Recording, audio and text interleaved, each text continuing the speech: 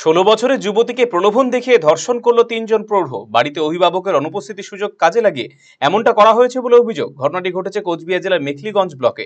ঘটনা সূত্রে জানা গিয়েছে, এলাকার রমেশ বর্মন, ঝরেন বর্মন এবং গোবিন্দ বর্মন মিলে ৫ থেকে ৬ মাস পূর্বে এলাকার ১৬ বছর বয়সী এক নাবালিকা মেয়েকে পর্যায়ক্রমে ধর্ষণ করে। মেয়েটির পরিবারের লোকেরা কাজের সূত্রে বাইরে থাকায় সেই সুযোগকে কাজে লাগিয়ে ওই ৩ ব্যক্তি এমন ন্যক্কারজনক ঘটনা ঘটিয়েছে।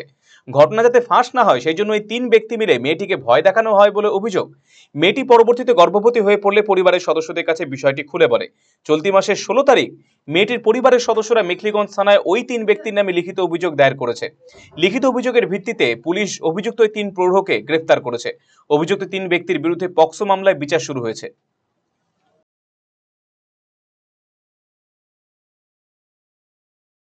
বলার কি আছে, মেইন বিষয় হচ্ছে আমিও শুনছি বিষয়টা। শোনার পরে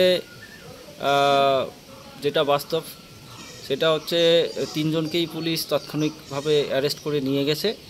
৩ জনেই বর্তমানে পুলিশের আন্ডারে আছে। মেয়ের পক্ষ থেকে পুলিশের লিখিত অভিযোগ জানানো হয়েছে। তদন্ত করে পুলিশ উপযুক্ত ব্যবস্থা নেবে আর কি। এই ঘটনা কি সত্যি? হ্যাঁ সত্যি, মেয়েটা তো বর্তমানে গর্ভবতী অবস্থায় আছে। পুলিশের আন্ডারেই আছে। মেয়ে এখন সরকারিভাবে প্রশাসনিকভাবে যা করণীয় তাই করবে আর কি। আপনি কি দীর্ঘদিন থেকে পেটের বিভিন্ন সমস্যায় ভুগছেন? গ্যাসের সমস্যায় ভুগছেন?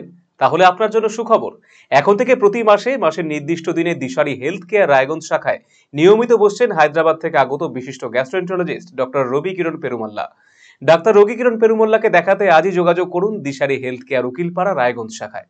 যোগাযোগ করুন 7477785509, 7477785512 এই নম্বরে।